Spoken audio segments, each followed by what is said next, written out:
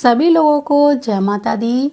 पौराणिक मान्यताओं के अनुसार सीता जयंती का व्रत रखने से सभी प्रकार की वैवाहिक जीवन से जुड़ी हुई समस्याओं का अंत होता है, सारे कष्ट दूर होते हैं और सबसे ज्यादा जरूरी बात है कि जीवन साथी को आरोग्य की दीर्घायु की प्राप्ति होती है। साथ ही साथ ऐसा भी माना जाता है कि सीता जयंती का व्रत रखने पर आपको समस्त तीर्थों का फल प्राप्त हो जाता है। जैसे कि समस्त तीर्थों का दर्शन करके जो लाभ मिलता है वो इस दिन का व्रत रखने से हमें उसका फल प्राप्त होता है। और जिन कन्याओं की शादी नहीं हो रही है वो लोग भी इस व्रत को रखती हैं तो उनको भी बहुत अच्छा वर प्राप्त होता है, उनका वैवाहिक जीवन सुखमय रहता है।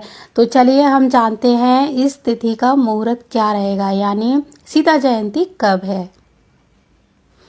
तो फागुन मास की अष्टमी तिथि यानी कृष्ण पक्ष की अष्टमी तिथि को सीता जयंती के नाम से मनाया जाता है, जो इस साल पड़ रही है 13 फरवरी 2023 को सुबह 8:15 से अष्टमी तिथि प्रारंभ होगी और 14 फरवरी को सुबह 7:34 तक ये रहेगी। तो उदया तिथि को देखते हुए सीता जयंती मनाई जाएगी 14 फरवरी को। तो 14 फरवरी को आपको सुबह सुबह बहुत ही जल्दी उठना है, उठकर स्नान करना है और अपने घर के पूजा घर में माँ जानकी जी की प्रतिमा मूर्ति जो भी हो उसको स्थान देना है।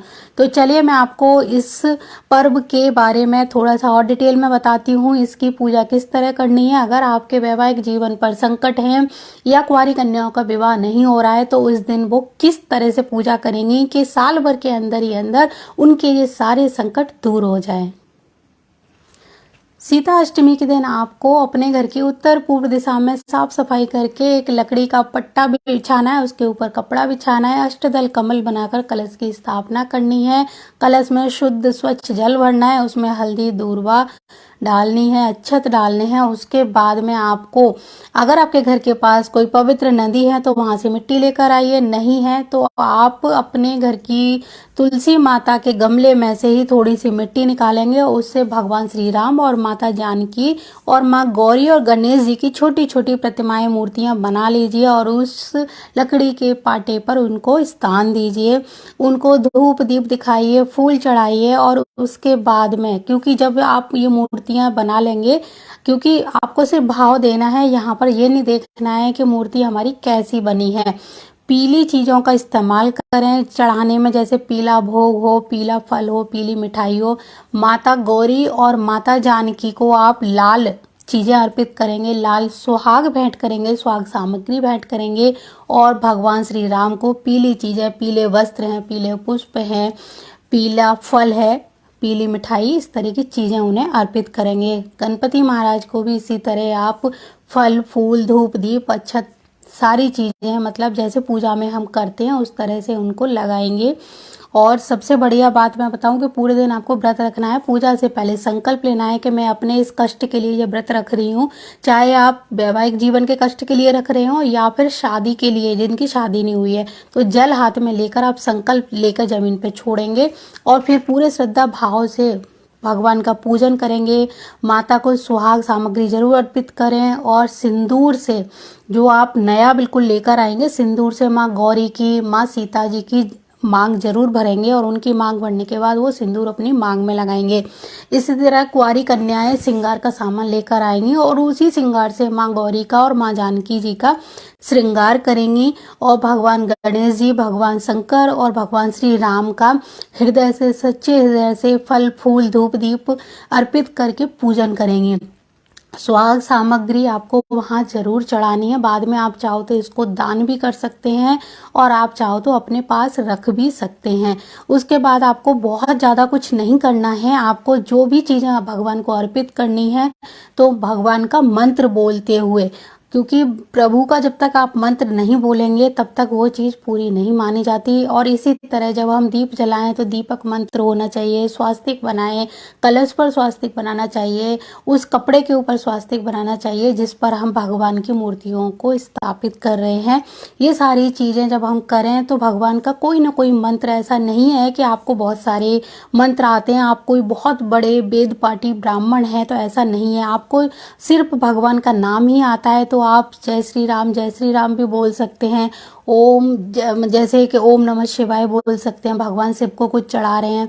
इसी तरह आप हरे राम राम राम हरे हरे, हरे कृष्णा कृष्णा कृष्णा हरे हरे, इस तरह भी बोल सकते हैं। आपको मतलब भगवान का बस नाम लेना है, इधर उधर की फालतू बातें नहीं करनी है। सारी चीज़ें आप जैसे पुष्प चढ़ाएं तो पुष्प समर्पयामि बोल सकते हैं, अक्षत समर्पयामि बोल सकते हैं और उनको चीज़ें भेंट करेंगे।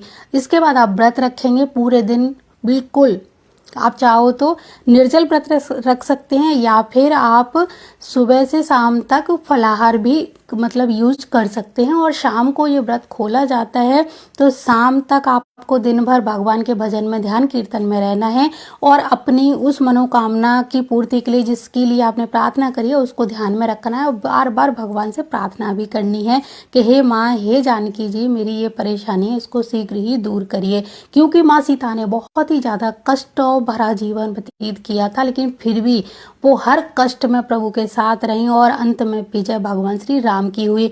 तो उनसे हमें ये प्रेरणा मिलती है कि जिस तरह माता ने बहुत कष्ट सहकर भी अपने एक जीवन में लोगों को एक मैसेज दिया कि कितने कष्टों के बावजूद भी उन्होंने सत्य का मार्ग नहीं छोड़ा, उसी तरह से हमारे जीवन में भी आने वाले समस्त कष्टों को माता समझेगी और उनको दूर करेंगी। ठीक है। फिर आपको शाम को ये मूर्तियाँ जो आपने मिट्टी की बनाई थी वापस तुलसी के गमले में रख के और उनको वहाँ पर एक तरह से प्रवाहित यानी विसर्जन कर देना है। और चाहो तो अगले दिन भी आप कर सकते हो, क्योंकि जहाँ से हमने मिट्टी ली है वो मिट्टी में वापस भी वहीं रखनी है। तो हमारा जो पूजा है उसका कोई मिसयूज भी नहीं हुआ और हमारी पॉजिटिव जगह की मिट्टी हमारे घर में आई और हमारे घर में ही रही। उसमें हमने भगवान का एक तरह से चरित्र चित्रण उनका उजागर किया, उनको एक रूप दिया और इस तरह की भावना व्यक्त की कि प्रभु हमारे सामने हैं। तो यकीन मानिए आपके बहुत ही ज़्यादा, आप किसी भी तरह के कष्ट में होंगे, जैसे बहुत सारे लड़के भी इस व्रत को, पूजा को कर सकते हैं। अगर उनके रोजगार में, उनकी नौकरी में परेशानी आ रही है तो वो भी इसी तरह मिट्टी की मूर्ति बनाएं। भगवान राम, माँ सीता, गणेश जी, माँ गौरी की, भगवान शंकर का परिवार भी बना सकते हैं। आप चाहो तो शिव पर व्रत रख सकते हैं। शाम को सूर्य भगवान को जल देकर आप व्रत खोल सकते हैं या फिर चंद्रमा को अर्घ देकर भी आप व्रत खोल सकते हैं।